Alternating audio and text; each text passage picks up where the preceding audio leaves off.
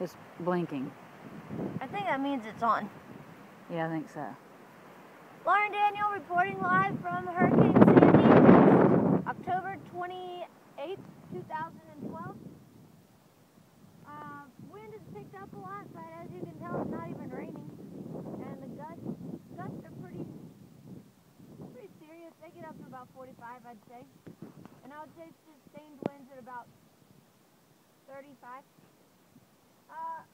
We're just out moving around. It's very chilly outside. The weather temperature has dropped significantly. And you'll notice the waves have picked up in the river a lot. What are you doing? Looking at your boots. Oh. The Sand waves have picked up a lot in the river. Winds are coming straight out of the